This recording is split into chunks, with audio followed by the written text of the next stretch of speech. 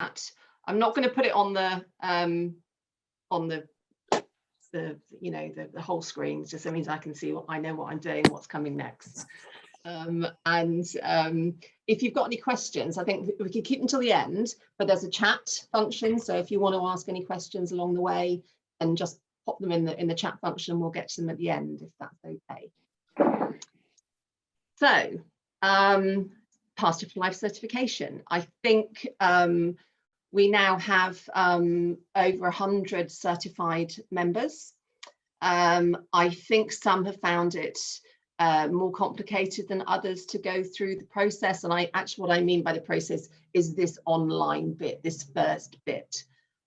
So what I'm trying to do, or hoping to do, is sort of debunk some of those myths about maybe it might be too complicated, because actually once you're online, it is pretty straightforward. I'll start by saying that we are working on a new website at the moment. So some of these things may change. We're not altogether sure which bits, but we're going to have this super duper new website. Hopefully, well, it will be this year, later in the year. So some of these processes may change slightly, but hopefully not too much. So this is not going to be a waste of your time sitting in. So the first thing to talk about is like, how you get started with certification. You need to be a member. That's the first thing. So you do need to be a member of the PFLA. And you can do that by just joining online. You can go onto our website, and right at the top it says become a member. And you can you put your details in, and when I say your details, you're basically putting in your contact details, and then you're paying your £100, and that's the first thing to do.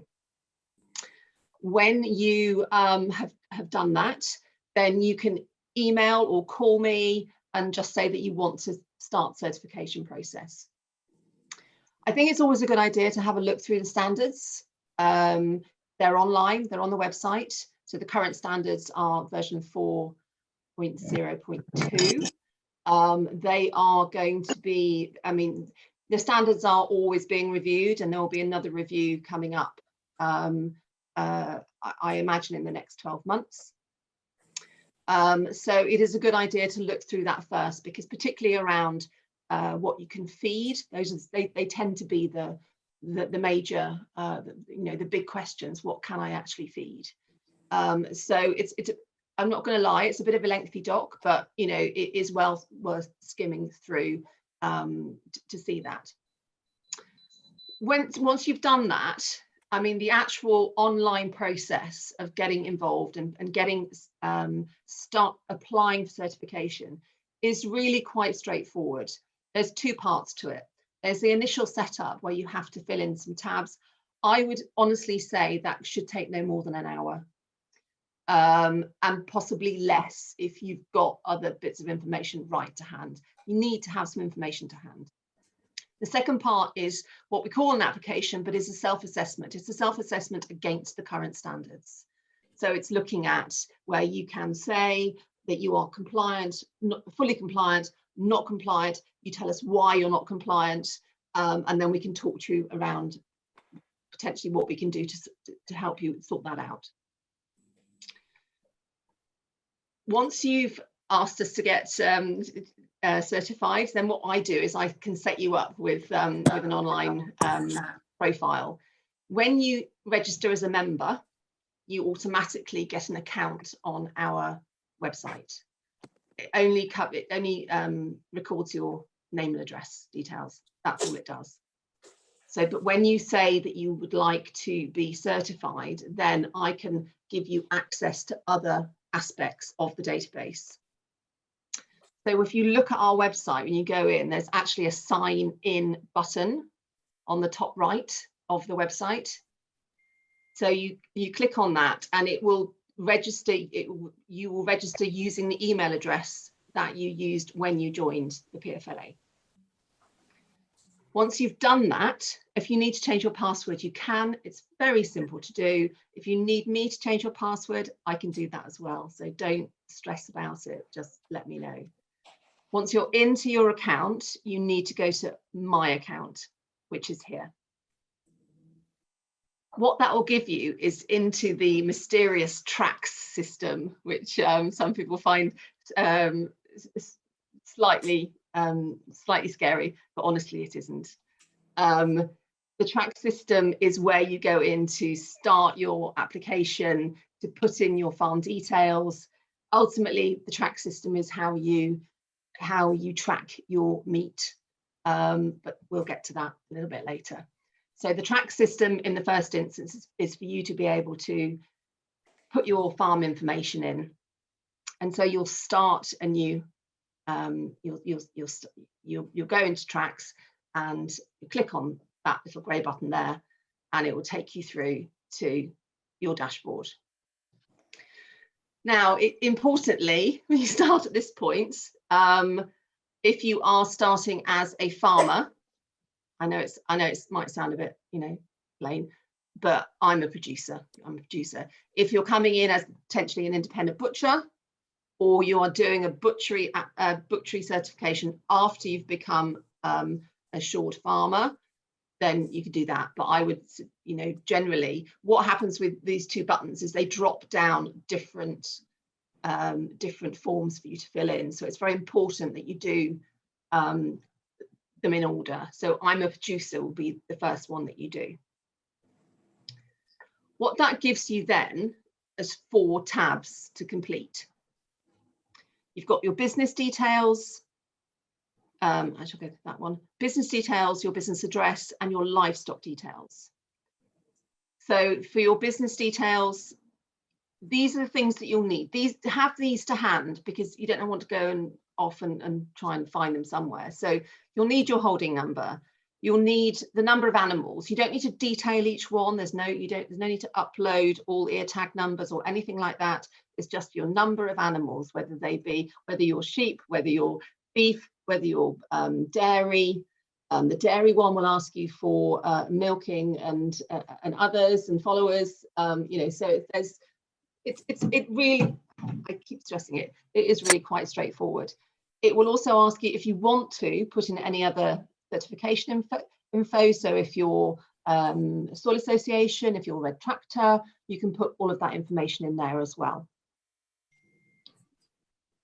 Now, this one here is, I think best to say is that Tracks was built before we started working with OF&G on certification. So some of these things are still to be sort of sorted out in the order in which you do them, but this is something that you need to do at this point, which is your website profile. And this is a page that is just about you and your farm. So just as a small example, newly certified guys here, Morecambe Bay, you put in a photograph, you put in some information about your farm. If you already have a website, cut and paste. It really isn't a problem. It is your shop window on our website. So on our website, you will get, once certified, you will have a link to, we can link to your website, but you'll also have a little sort of snapshot on our website about you and your farm. So again, and I'd like to stress through all of this, if you have any problems at all, you just need to call me or you just need to email me and ask me for help. I can upload photos for you. I can help you with the copy. It really isn't a problem. I'm here to support you throughout this. Now, what I would say about the whole system, keep saving. If you don't save, you will lose. And I'm afraid there is no way at this point to recover anything that you've done. So there's a save button always on the right that you just keep saving. So anytime you've done a paragraph, anytime you've done one of your tabs, save it. And that's the easiest way to just make sure that we can get through this process for you. Now, once you've done those 4 tabs, so business details, address details, livestock details, and the website profile, you save those producer details. The next thing you will do it's going to ask you to start a new application. And I know you'll think you've already started the application, but that is just the terminology that we've got in the system. It is, in effect, it's a self-assessment against the Pasture for Life standards. So you need to start a new application. Forget this bit down here. You don't need to add stock or anything like that. This is about your application review. As I said, it's checking compliance with our standards. There's various things you need to agree to, that you're that you are becoming a certified farmer, becoming a certified butcher. And there are probably, I'm going to say 20 different checkboxes for more if you're putting in different enterprises. Say if you're just doing beef, then maybe there's probably about 20. And they cover from biodiversity to the fact that you've seen and read a copy of the standards.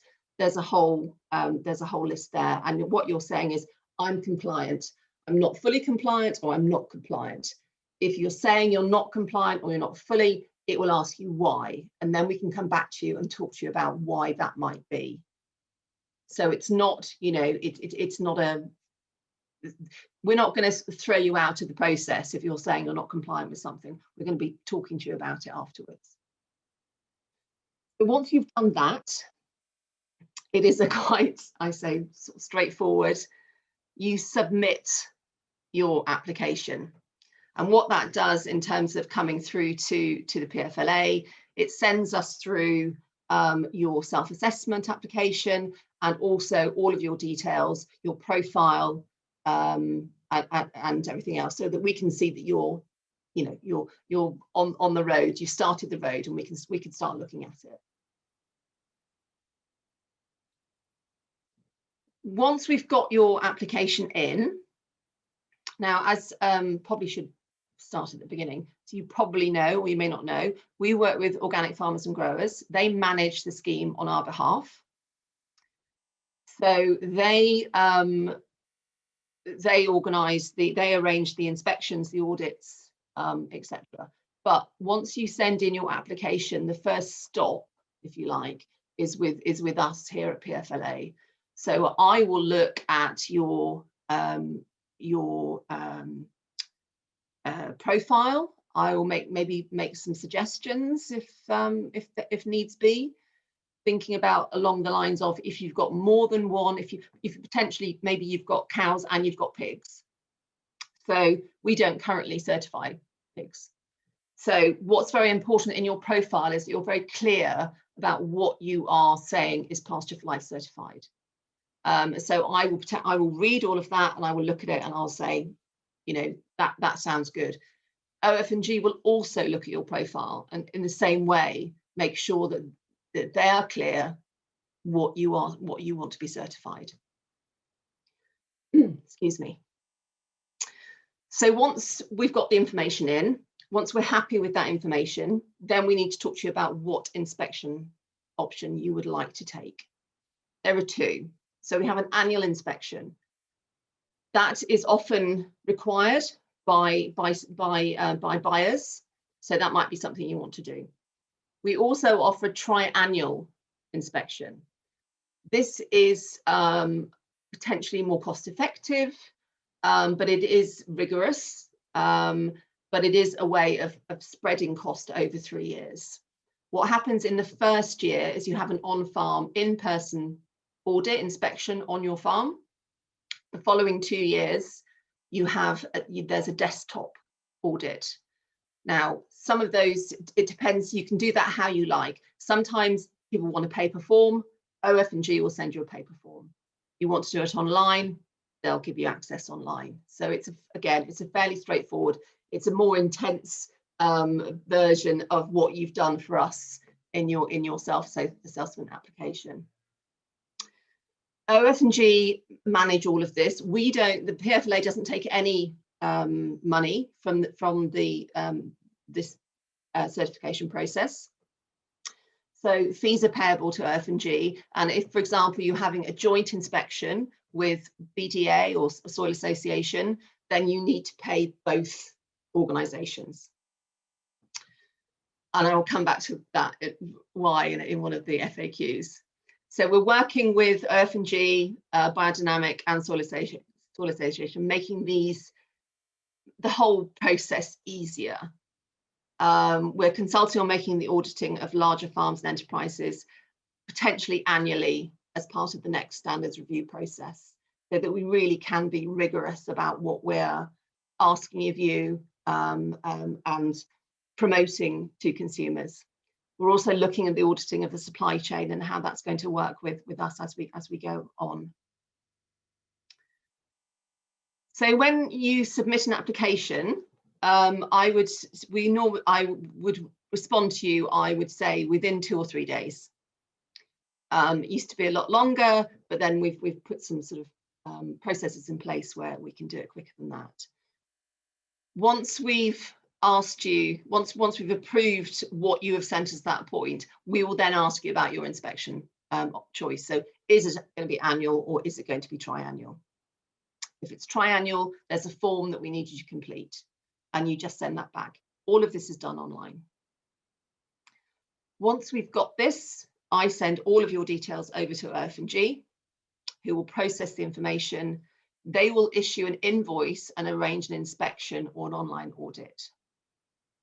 Do know that they won't start this until you've paid your invoice. Okay, so they will invoice you and send you the information, but you will need to pay the invoice.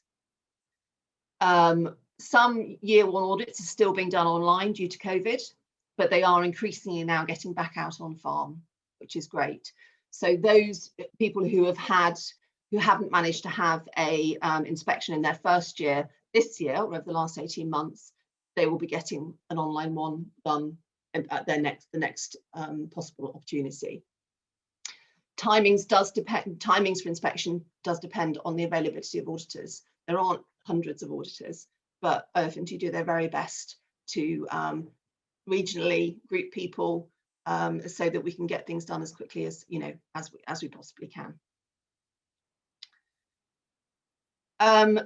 Once the audit has been done, whether it be online or in person, the information all goes back to Earth&G, who then will review it and recommend certification, or will look at non-compliances, maybe issue a temporary certificate if they feel there's a bit more information that they need.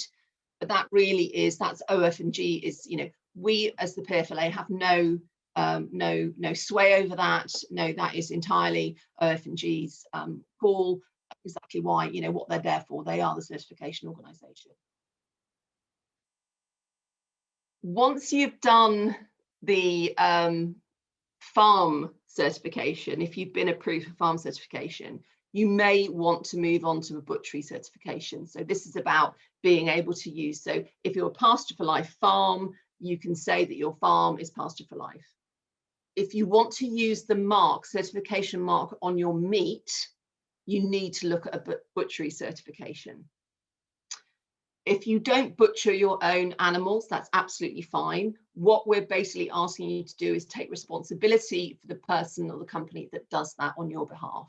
That you're happy that where, after the abattoir, where you send your animals, you're confident and happy that the meat is treated in the right way, that you get the meat back that you were expecting. And what we do then is that we can approve you as the butcher. Abattoirs need to be approved as well. There's a number of abattoirs on the system. When you go through the process, it will ask you where you are going. In terms of them being approved, we look at audits that are available from, for example, the Food Standards Agency. We look at whether they are organic certified, which is a general confidence that they are, that we can approve them. It's an online process for the butchery. There's no other costs involved. We will be getting into a point of inspecting butchers. That's not there yet, but we will be. So keep that in mind. So some FAQs for now. How much is certification? Okay, it depends on a number of things. It depends on how many enterprises you want to certify and the type of inspection you want to do.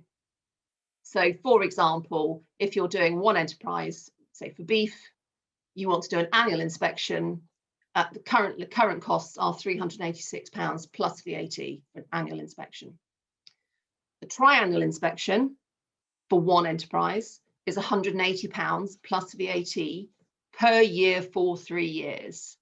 Now, do note that if you decide to cancel your certification for whatever reason, you are still eligible to pay for the full 3 years. Joint inspections give a discount. So if you are an OF&G licensee, Soil Association, BDA, the costs here then come down. So from 386 down to 258, and from 180 down to 110. So there are that's where the working with those other associations is how we can reduce the cost of the inspection. Another question we've been asked quite a lot is like, what do I get if I'm Pasture for Life certified? What do I get? Our Where to Buy page on the website, and the website I will stress is going through a really exciting revamp at the moment, and there's going to be so much more information both for members, farmers, and also for consumers. The Where to Buy page is the most viewed page on our site. So in 2020 there were 68,000 views on that one page, and that's 10% up on the year before. I looked at the figures today for this year, and they're already 15% up on what we were looking at 2020. So it's a very, and that's, remember we talked about your website profile, that's your shop window, that's where people can find you. Website development I've just talked about. We're looking at improving our branding, the information that we'll have available to give to you as a Pasture for Life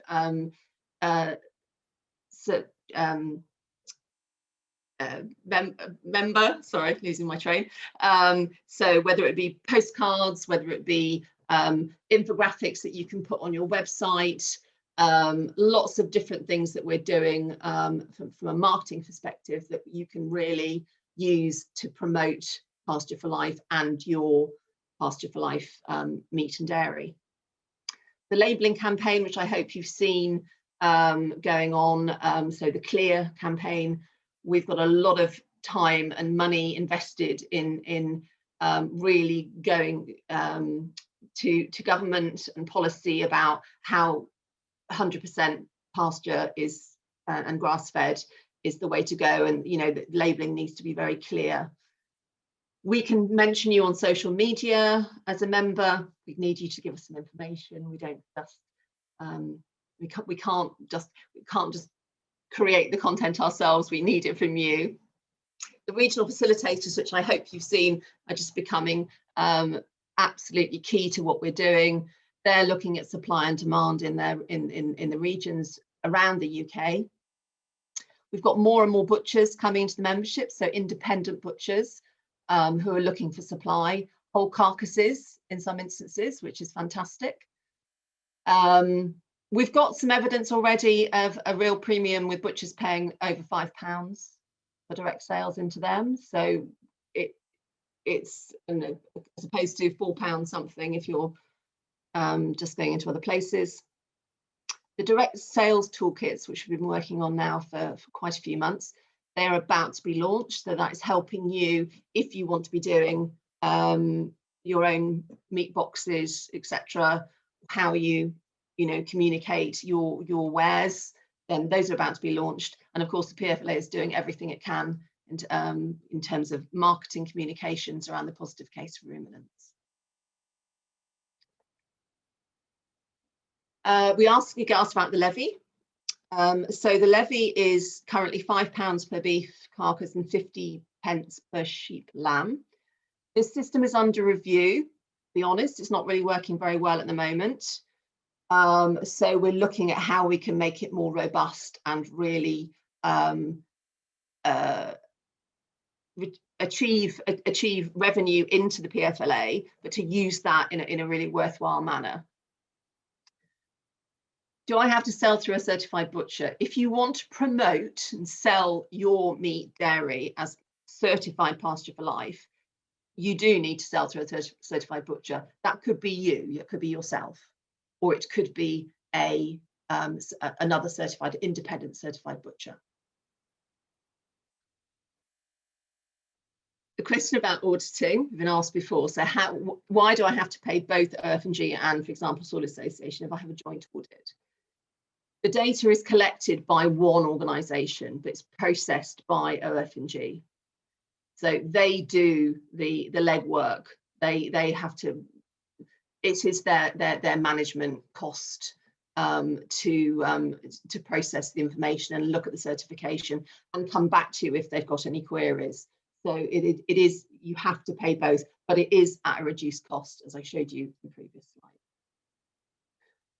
Another question that's often asked is, does my whole herd have to be certified or block? Yes, is the answer to that. We don't allow dual production of one species on farm. It's too complicated. It's too open to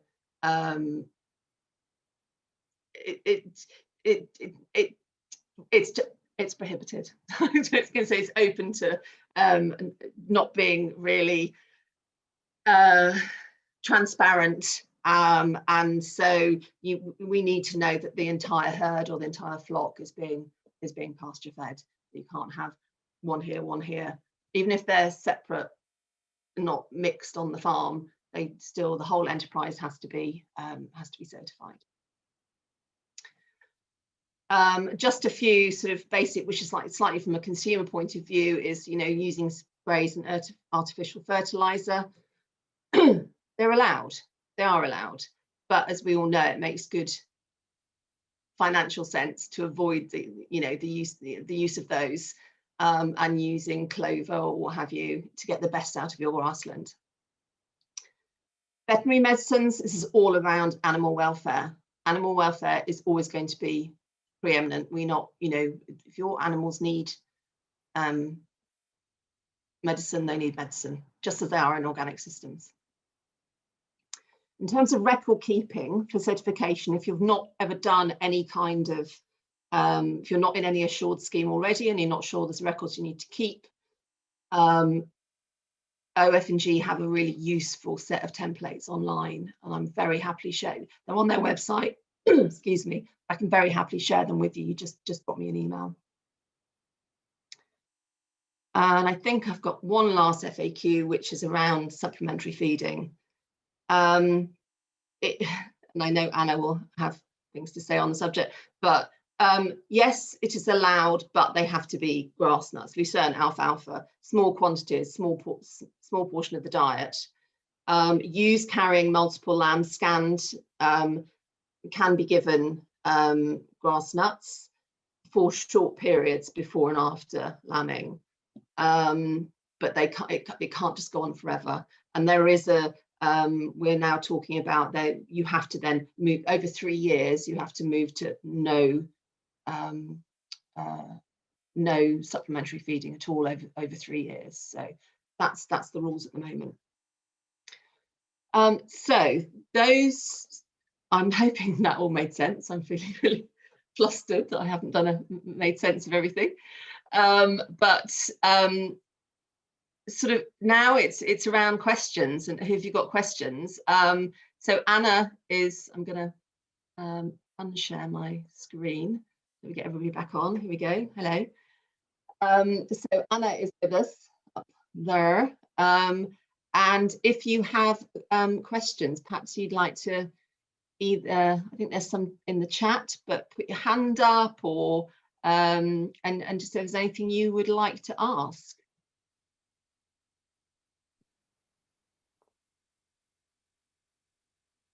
Oh, here we go. So Steve Chamberlain. Steve, you're muted. Steve, you're muted. You need to unmute. Is that There better? Can you hear me now? Yep. Oh, great. We're due our Soil Association inspection any day now. Are we best to get this in motion before that inspection, or do we need to talk to the Soil Association at all, or just as and when we get to it? It's we need more notice than any day now.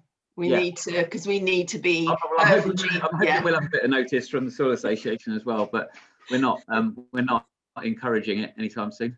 Yeah, OF&G need to liaise with the Soil Association and make sure that they are doing the that they know that they're doing both inspections. So as much notice as you can give us on that is the best thing.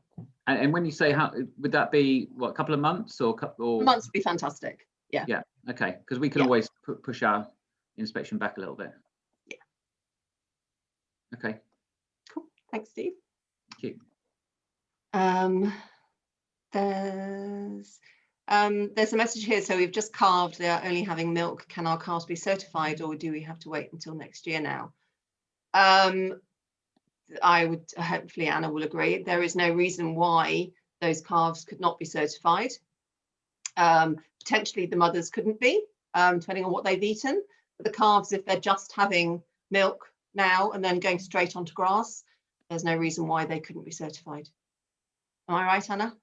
Yeah, so I'll just sort of pick up here, because this whole thing about when you first get certified, it is quite complicated. So if you, those of you that are organic, and obviously some of you are, that you'll know that when you convert, when you go organic, there is a conversion period, or effectively a transition period, that you have to go through before your stock can actually be certified.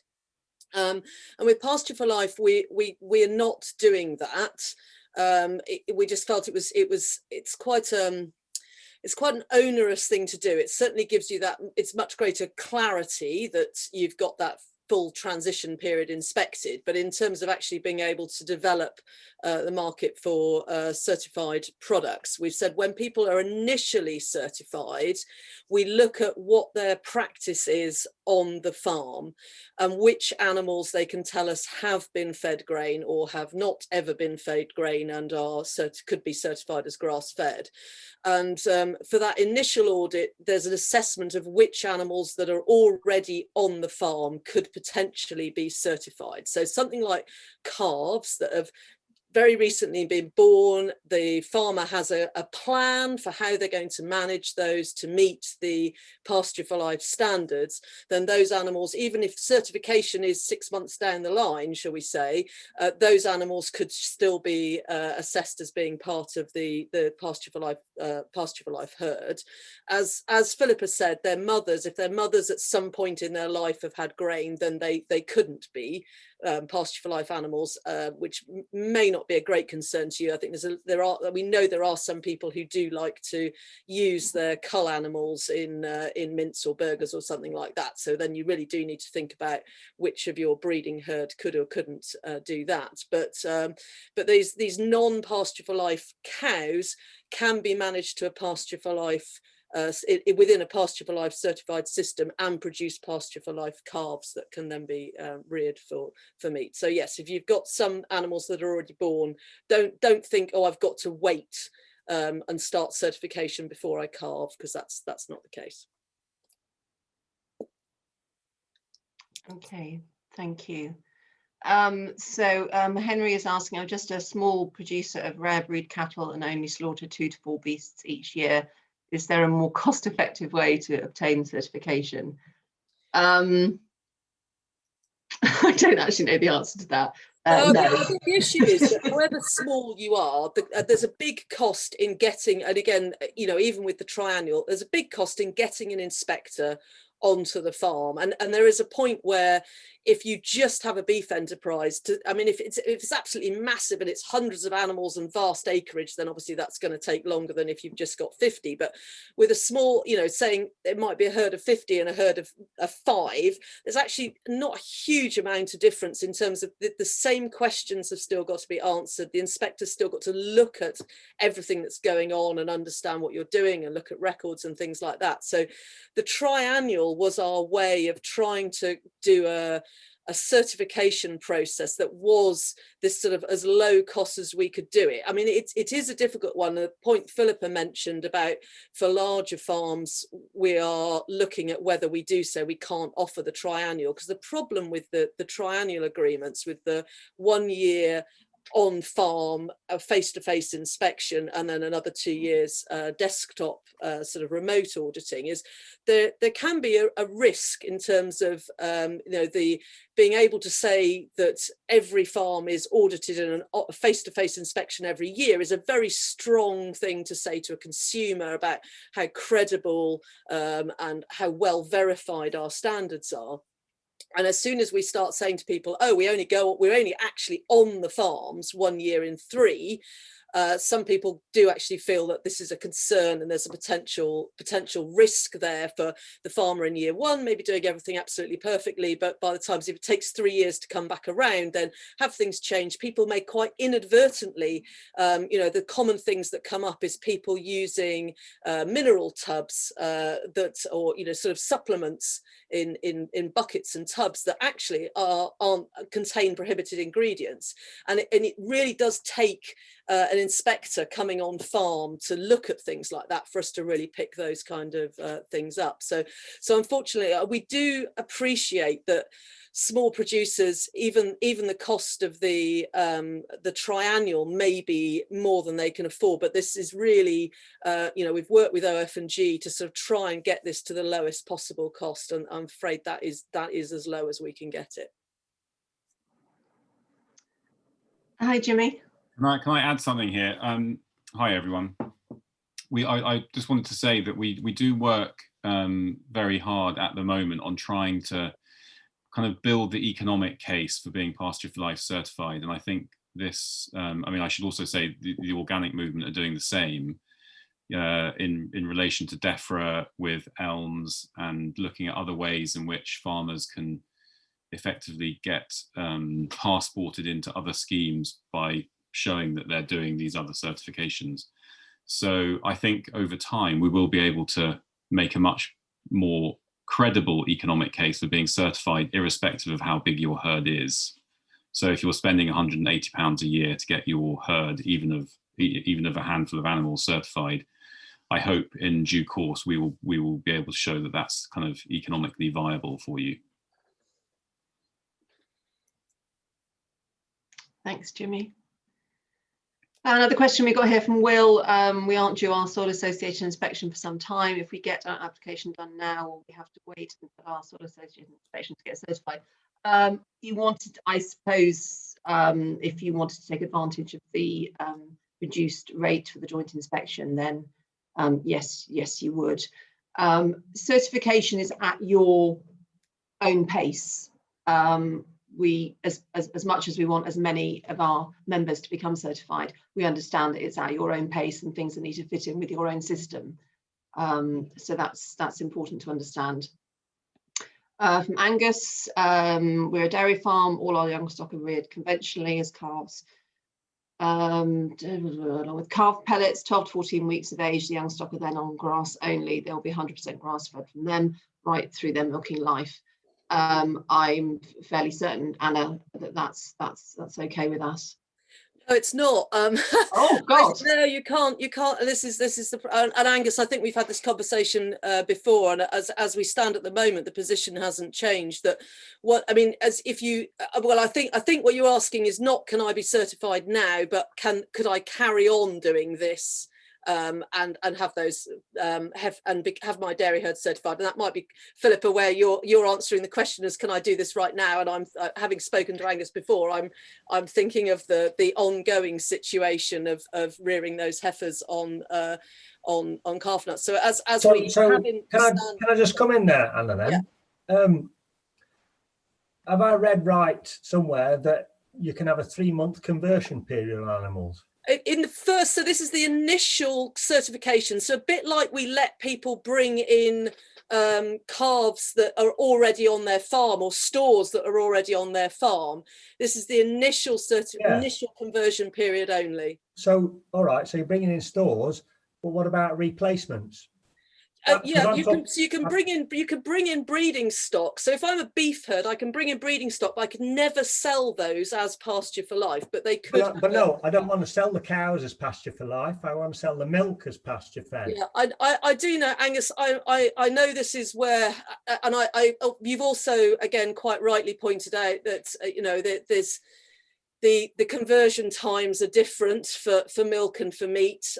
We were looking there on the sort of, again, it's this thing of, if we said that you couldn't produce milk unless you started with a herd that had never ever been fed any concentrates at all in its life, then we'd have even less dairies than we have now. So Anna, this begs the question then, how on earth are you going to get a critical mass of dairy farmers on board? Well, it's going to take time. I mean, it won't happen. Not a critical mass. You'll get odd ones, but you won't get the volume of milk that you're requiring to put a pasture-fed 100. You know, we're 100. We haven't fed any concentrate for 5 years now to the cows. Yeah. You know, I'm more than happy to call my milk 100% grass-fed, because I know every one of those animals hasn't had any cereals after 12 weeks of age.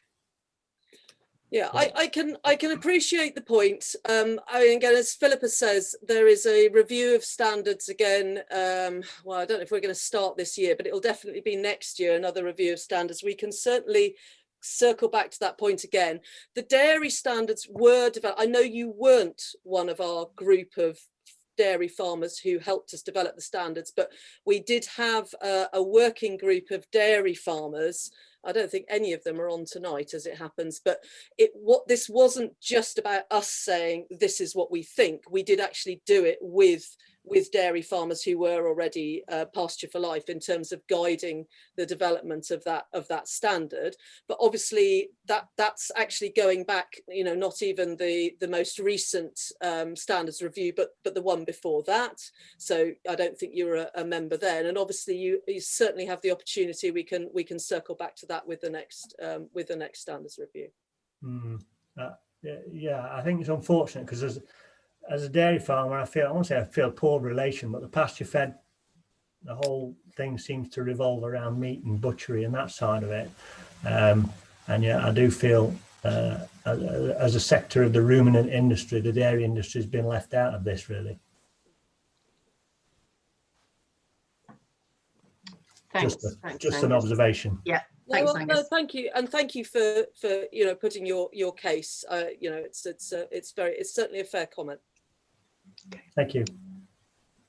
So we've got a question from Ruth. Ruth Hogg. It will take some time to build up appropriate stock. Basically, can they let out some of their sheds to non-PFLA farmers to be operating on their farm? Anna? This is going to get a bit tricky, but it's going to come down to, so what we're saying is we're talking about you're the person who's going through certification, and we're looking at the animals that you own and manage. If other people have stock on your farm that you are managing, then it does blur the lines somewhat. If you're letting out part of your buildings and it's clearly defined, or you know, or some fields even, but it's very clearly defined, they're not your animals, somebody else is looking after them, then potentially we can still certify your stock. But we'd need to have a look very clearly at that, how those, if it's all happening on your farm, it's how those things are separate. But it would have to be the other animals could not belong to you. Great, thank you. I'm growing arable silage to aid growing a weed weed-free new lay. What happens if it doesn't stop raining soon and the ear emerges?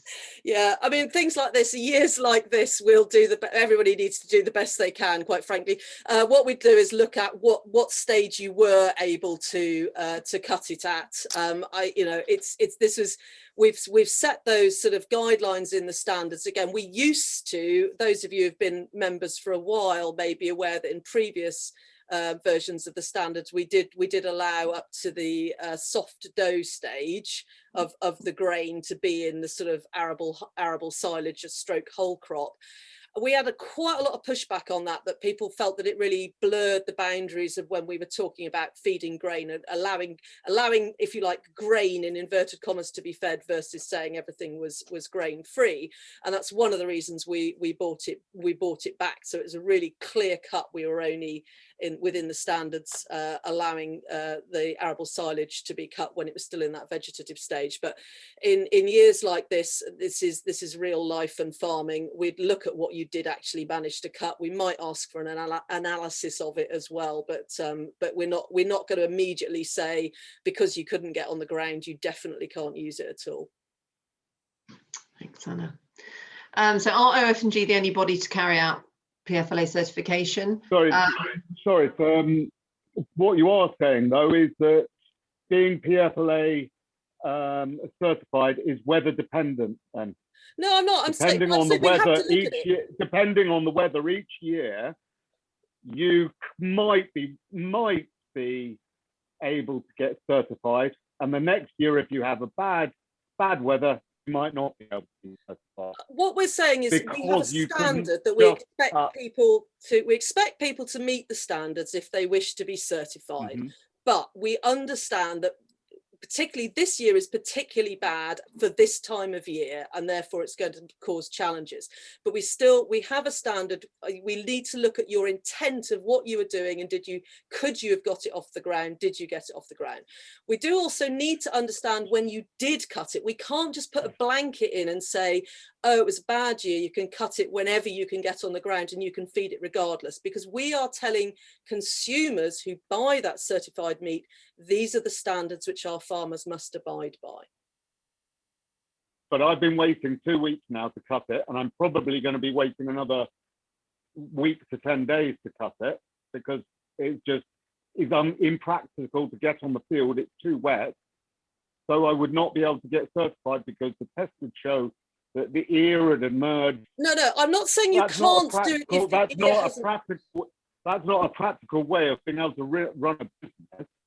If I sign up and with a contract in agreeing to supply people to say, well, I don't know whether I can supply, depends on the weather this year. I didn't say you couldn't feed it if the ear had emerged. What I said is we'd need to look at when you did manage to cut it and have an idea of what that silage looked like to see how far outside our requirements it was, and that we can't give a blanket assurance that whenever you cut it, it will definitely be okay, because that would cause us a problem with our standard. Thanks, Rob. Thanks, Anna. Are OF&G the only body to carry out PFLA certification? Could a red tractor and PFLA certification be combined, regardless of whoever does it? So OF&G have trained auditors from the BDA over in Ireland, the Organic Trust. So they are other organisations doing the actual on-farm inspection, but the processing and the decision around certification is with OF&G as the management of the Pasture for Life scheme. But just to be really clear, this doesn't mean you have to be organic. It's just that OF&G are the certification body managing this. We would have liked to have seen if we could have done something with red tractor, but we just haven't managed to do that, unfortunately. But even if we were doing it with red tractor, it would still be through OF&G as our certifier. So I've got no more questions on the chat. Does anyone else have any other questions in the room? Jock, hi. Evening. Quick one to do with abattoir certification or abattoir approval. Me probably just not picking it up right. What approval do they actually need? Is it an EU approval? Is it an organic approval? Is it a PFLA approval? I'm not quite sure where it is, because depending on what it is, depends on how difficult it might be up in this neck of the woods. Thanks, Jock. No, it's so what we're doing with it's quite interesting for me, because I work across the world with abattoirs, and the EU and UK legislation is incredibly good, basically. And that's not to say that all abattoirs are always doing wonderful things and everybody's got some horror stories, but we're working from the baseline that we do start from a very good legislative position with the EU and UK legislation and oversight. And then what we look at when we say we're going to approve an abattoir, if you like, or verify that an abattoir is suitable for use, is we do look at third-party certifications that abattoir holds. So if it has got an organic certification, then that's great, because then we effectively know that another third-party body is going in there every year and verifying what's happening from a traceability point of view and an animal welfare point of view. So if it's got organic certification, it's almost like we can tick the box and move on. If it hasn't got organic certification, then we look at anything else that it may be held. And again, there's sort of RSPCA Freedom Food certified, for example. There's those kind of, and I think in Wales there's a couple of Welsh specific certifications like that. If we can't get that, then we'll also move on to the Food Standards Agency reports. It's one of those things, they're all online and available, and they do include points on animal welfare and points on traceability, as well as points on food safety and all the other things like that you would want to be sure about. So we look at that as well. And almost most importantly, what we want to know is how our members feel about it as well, because if we've got our members are taking their cattle and are saying to us, well, we've used this abattoir for the last 10 years, we're really confident that the animals we take in are the animals we get back, that counts a lot as well.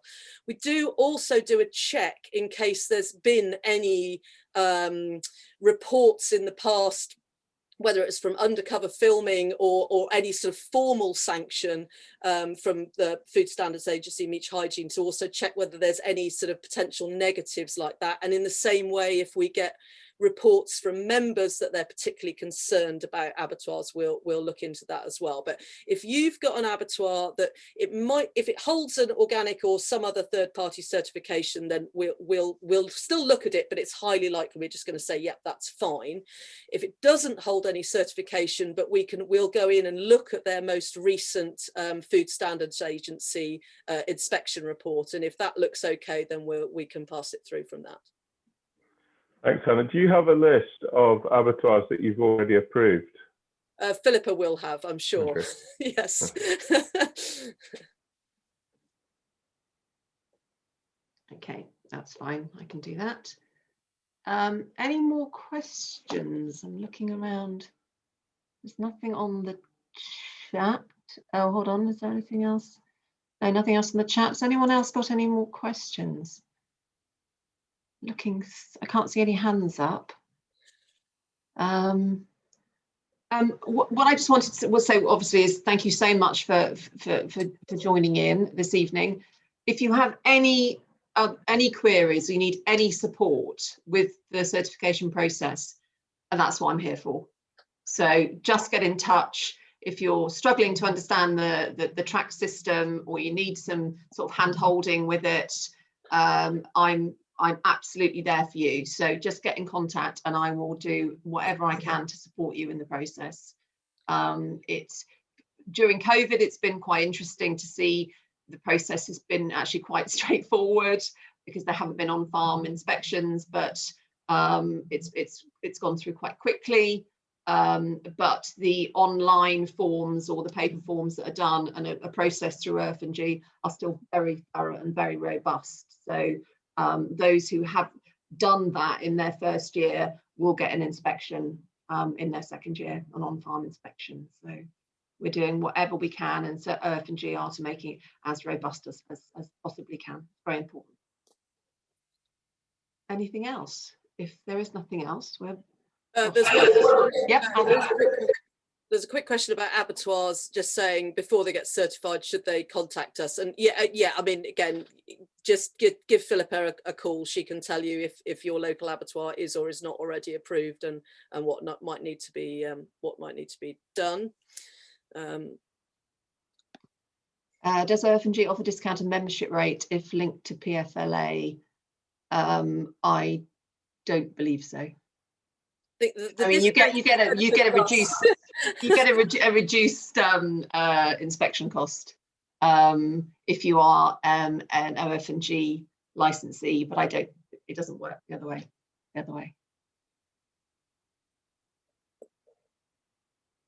Any more?